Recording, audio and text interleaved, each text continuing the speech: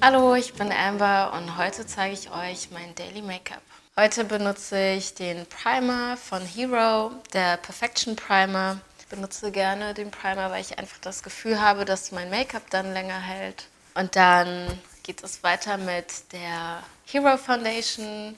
Das ist die Nummer 16 Baker. Da reicht auch schon wirklich eine kleine Menge, also die ist schon sehr ergiebig. Genau, und ich mache das immer so, dass ich, wie gesagt, in der Mitte der Stirn anfange und dann nach außen gehe.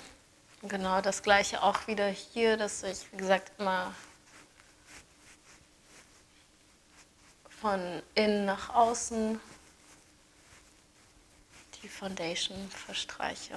Und jetzt, nachdem ich meine Foundation aufgetragen habe, mache ich weiter mit der Hero Wow Brow.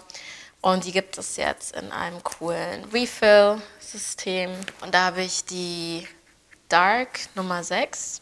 Und die trage ich jetzt einfach auf mit der Angle Brush von Kjaer Weis. Ich pudere jetzt schnell noch meine Augenbrauen ein bisschen ab, weil die etwas zu sehr glänzen. Bin jetzt fertig mit meinen Augenbrauen und jetzt geht es weiter mit dem Concealer von Madara und da habe ich die Nummer 45. Und dann trage ich das einfach so ein bisschen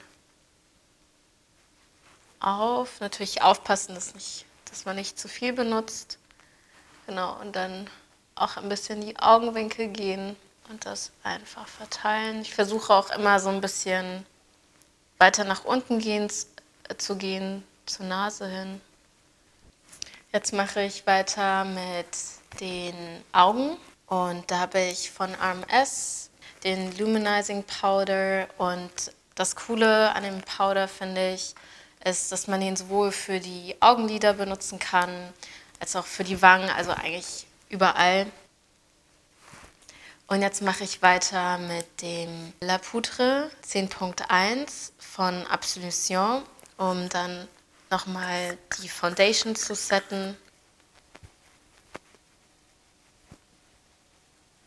Jetzt trage ich die Mascara von Hero auf, das ist die Deep Black.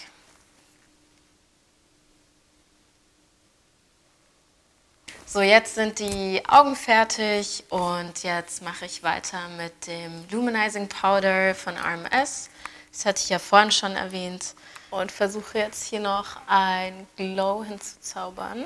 Einfach, wie gesagt, auf dem Wangenknochen auftragen und das gleiche dann auch auf der anderen Seite.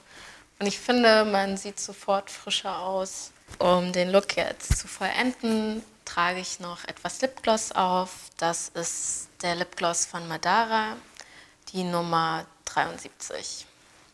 Und das Coole an dem Lipgloss finde ich, dass das halt nicht zu auffällig ist, sondern trotzdem nude, aber die Lippen glänzen trotzdem.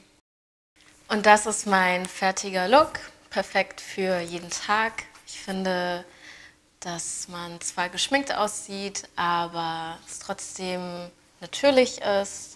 Und dank dem Luminizing Powder von RMS auf den Wangen und auf den Augenlidern hat man so einen gewissen Glow und sieht super fresh aus.